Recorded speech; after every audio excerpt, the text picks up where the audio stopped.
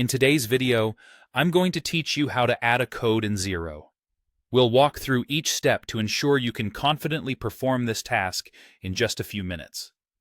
When you first log in, you'll arrive at your Xero dashboard. This serves as your home base for navigating the platform. Take a moment to familiarize yourself with the layout, because this is where you'll start most of your tasks.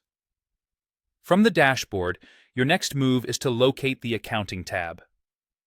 Clicking on this tab is the gateway to a range of financial elements within Xero that you can manage.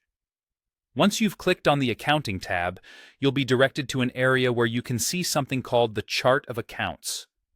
Think of the Chart of Accounts as a roadmap for your bookkeeping. It outlines all the financial transactions you can undertake and manage. Now, when you're in this section, you'll see a list of existing accounts along with various options related to account management. What we want to do here is add a new account that suits your specific needs. So, you're going to click on the Add Account button. Clicking this gives you a fresh, blank slate, allowing you to tailor an account specifically for your business requirements. In the new window that pops up, you'll need to select an account type. This is a pivotal step, as it categorizes the account you're adding, be it an income, asset, expense, or another relevant type that fits your business operations. Choosing the correct category is crucial because it influences how your financial data is reported and analyzed later. Following the selection of the account type, it's time to add a code. This acts as the unique identifier for easily referencing your new account.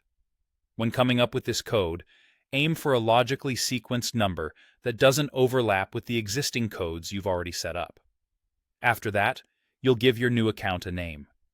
Feel free to be as descriptive as necessary here, so the purpose of this account is clear both to you and anyone else who might be managing the books. Once you've entered all the necessary details, take a moment to double-check everything for accuracy. When you're satisfied that everything is correct, go ahead and click on Save. With that click, your new account is officially a part of the Xero system and is ready for any financial transactions that need to take place. Congratulations! You've just successfully added a new code to your Xero chart of accounts. Feel free to explore additional features within Xero, which can further enhance the efficiency of your accounting tasks. Thanks for watching, and don't forget to check out more of our tutorials for helpful tips.